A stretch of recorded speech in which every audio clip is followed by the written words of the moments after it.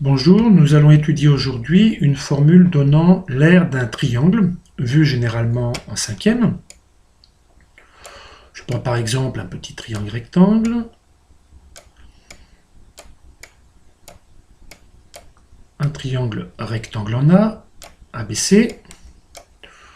Je prends par exemple pour mesure 3 pour AC, 4 pour AB et 5 pour BC. On voit en cinquième une formule donnant l'aire d'un triangle qui est, je la rappelle au-dessus, A égale base fois hauteur divisé par 2. Cette formule figure dans de nombreux manuels, elle est apprise régulièrement par les élèves, et malheureusement, cette formule, telle qu'elle, est une formule fausse. Je vais en faire une démonstration par l'absurde. Je vais donc supposer que cette formule est juste, et je vais arriver à une contradiction, ce qui prouvera évidemment par l'absurde que cette formule est fausse. Sur ce triangle ABC rectangle en A, je prends la base BC qui vaut 5, je la multiplie par une hauteur qui vaut 3, je divise par 2, ce qui donne 15 demi.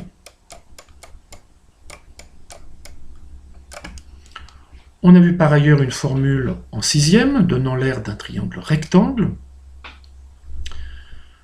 qui nous dit que l'aire d'un triangle rectangle, c'est le produit des côtés de l'angle droit divisé par 2. Donc cela donnerait 3 fois 4 sur 2 égale donc 12 sur 2, ce qui fait 6.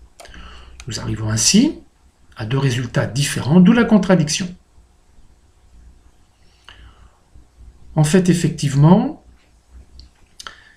ici, l'abus de langage est de dire que l'aire d'un triangle est base fois hauteur divisé par 2. En toute rigueur, pour éviter cet abus et donc cette erreur, il faut bien entendu préciser que l'aire en fait d'un triangle, c'est base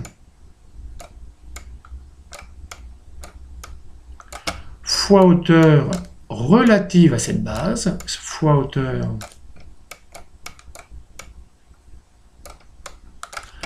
relative à cette base,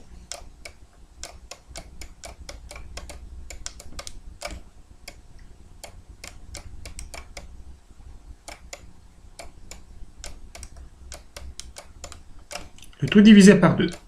Vous conviendrez que cette formule devient rapidement très longue et très lourde à écrire. C'est pour cette raison que par abus de langage, on dit B fois H sur 2.